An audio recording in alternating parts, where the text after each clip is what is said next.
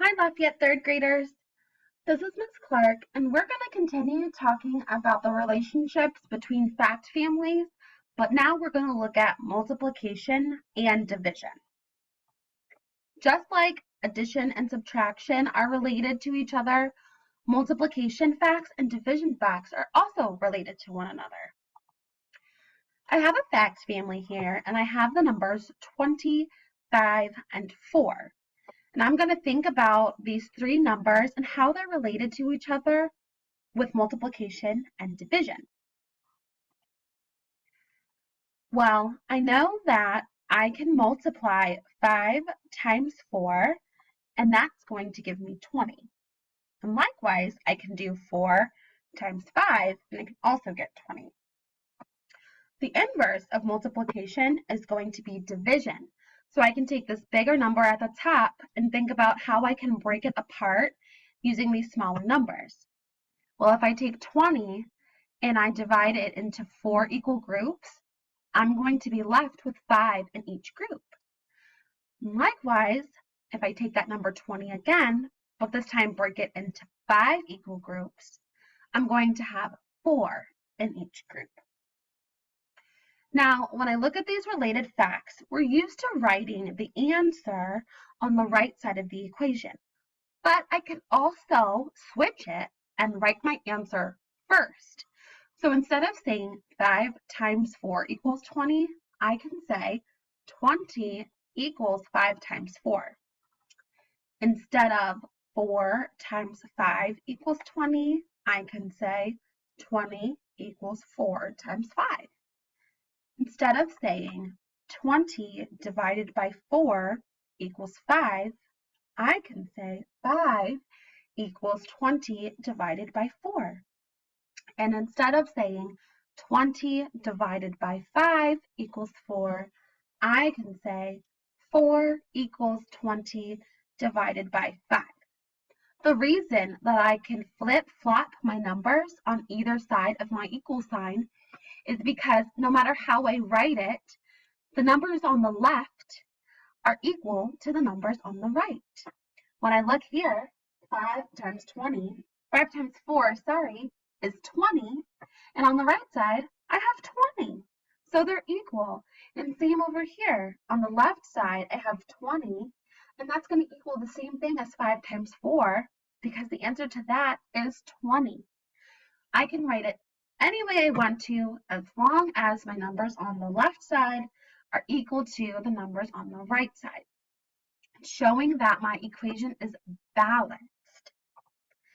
Let's look at this fact family. I have the numbers 20, 10, and 2. And I'm going to think about how these three numbers are related when talking about multiplication and division. I know that 10 times 2 is 20.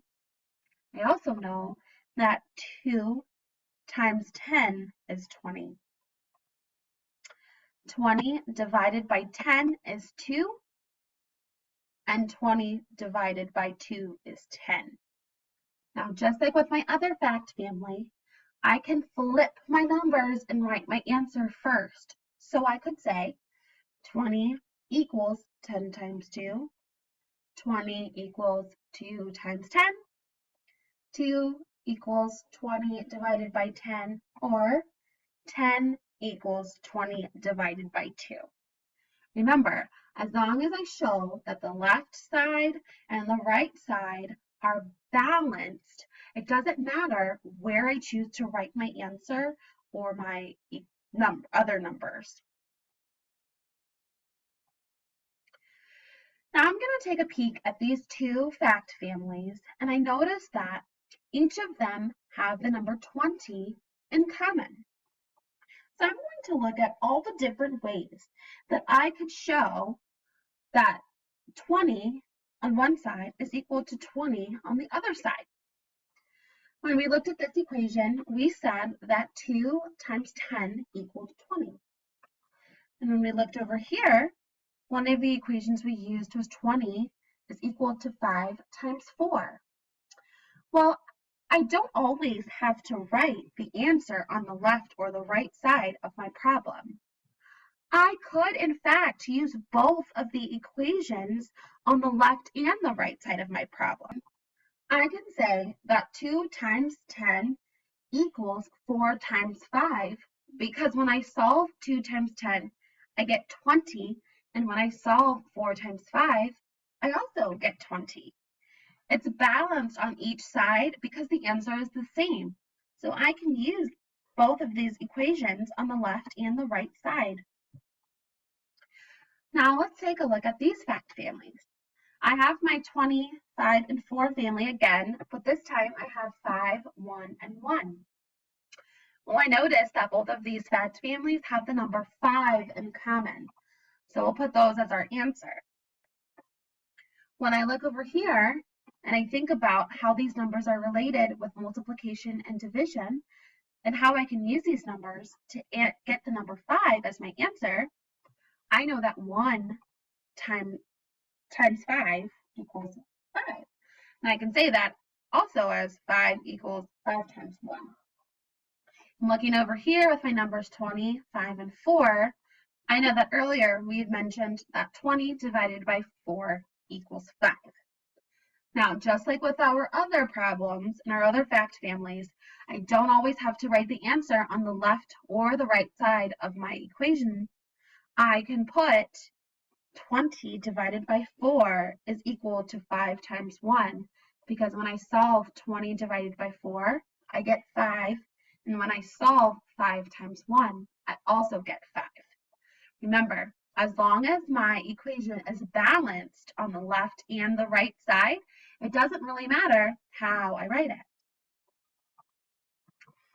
Now, we're going to take a peek at balanced versus unbalanced equation.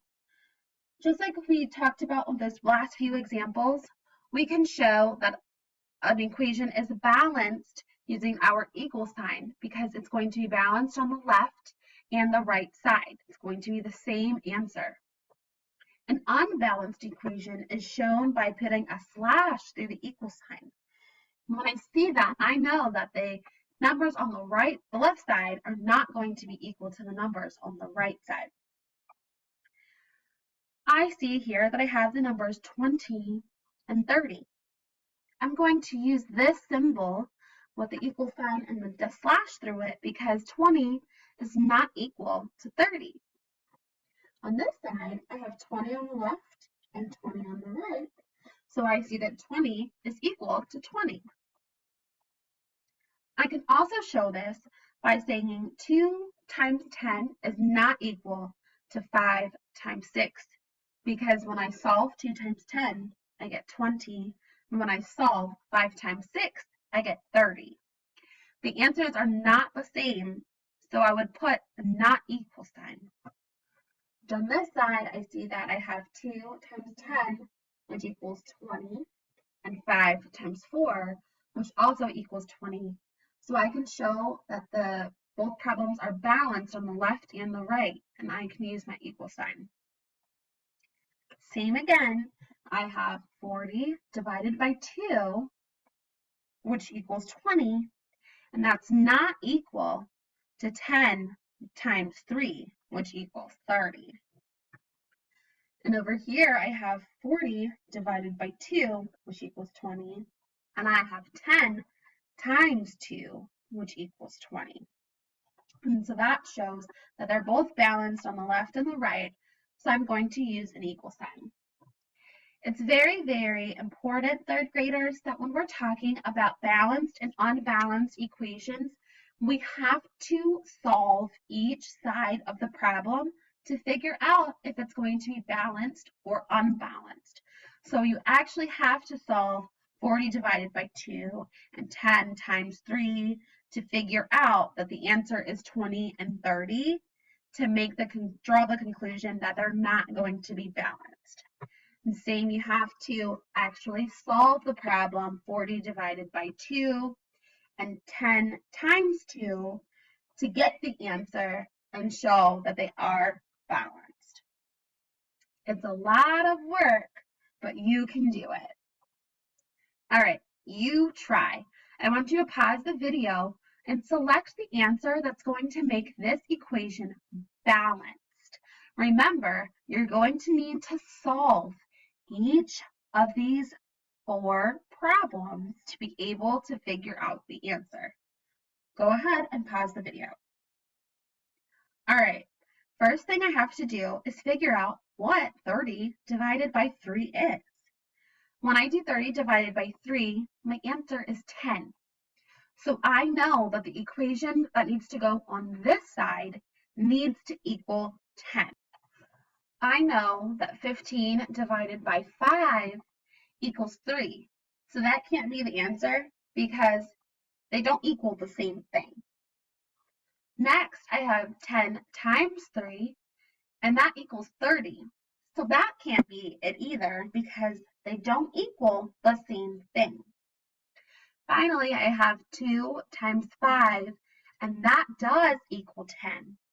Since 30 divided by 3 equals 10, and 2 times 5 equals 10, the equation that will make this problem balanced is going to be 2 times 5.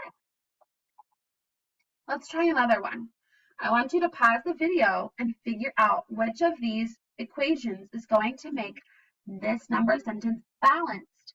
Remember, you are going to have to solve all 4 of these problems to figure out the answer. Go ahead and pause the video and do the work. All right, boys and girls. So first you should have done 5 times 8. And the answer to that is going to be 40.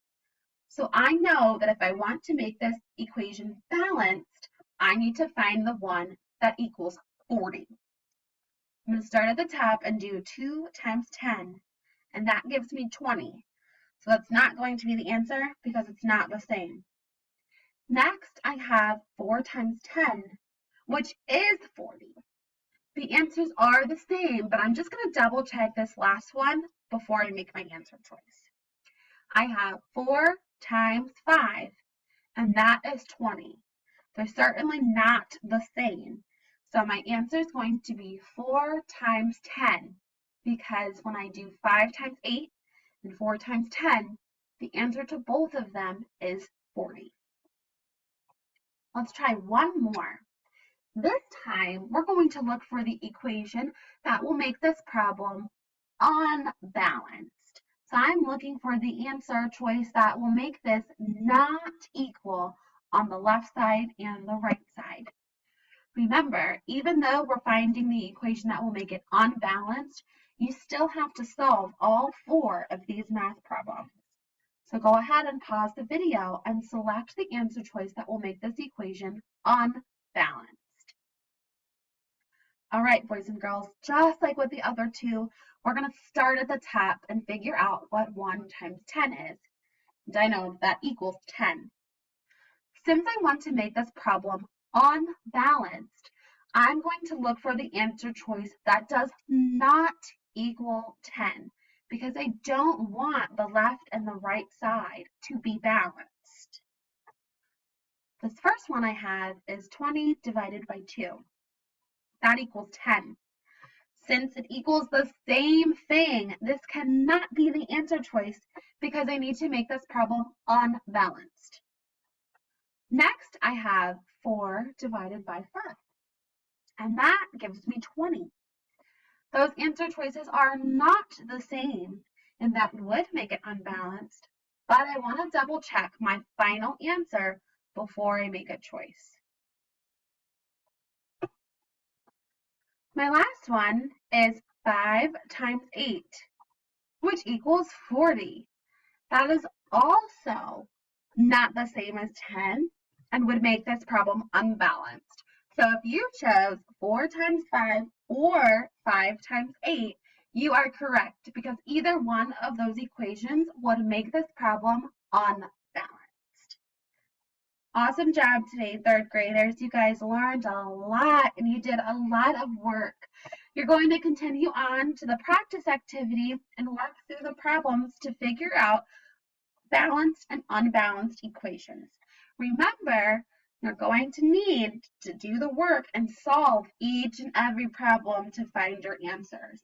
It's a lot of work, but you're all super smart and I know that you can do it. Great job today, 3rd graders.